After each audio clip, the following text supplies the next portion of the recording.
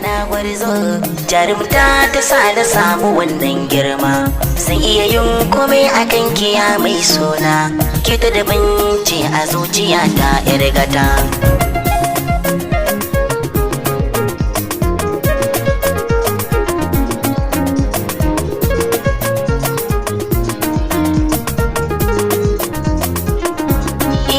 Masoya tana riƙen amana sosai, amma ta irin kime wuyar samu ce.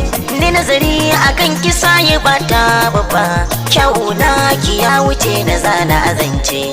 Kar ki tafi ki bar ni zana zauna da ke, ko a gida ko a daji ni na amince. Shaku da minki tun da ina nan da ke, da shakan watin da dai kina shar da ke. Ko ana ha maza ana ha mata, ki gane domin na soke aka yi ne. Shi komai da lokaci yake tafiya, ina ji a cikin iso da fudani.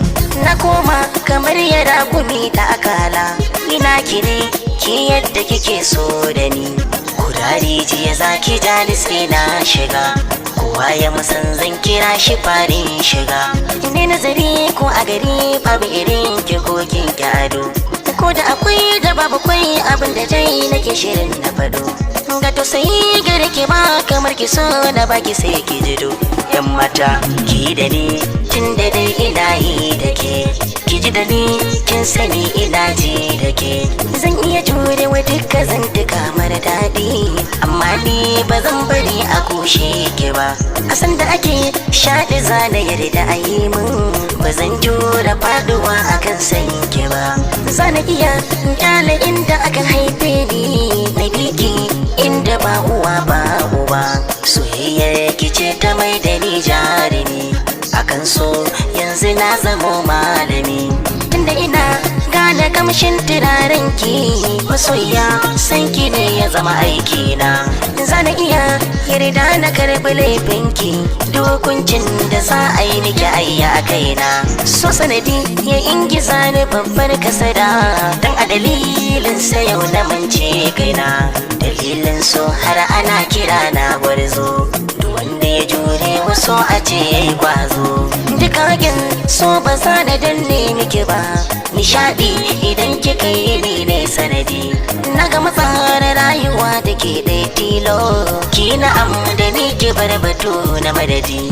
Duka abin da za ya sanya ranki ya baci, ba zan yi shi ba a so ki mini tanadi. Ki mini Allah bishira san ki na samu rabo, tun daga rarrafe na fara miƙan dabo. Ki ja ni muje ki kai ni inda daga za ki je, kar ki bar ni duk wuya a so kar ki guje. Wanda ya riski asa da shi ake wajaje, murna za ku taya ni makurar so na je.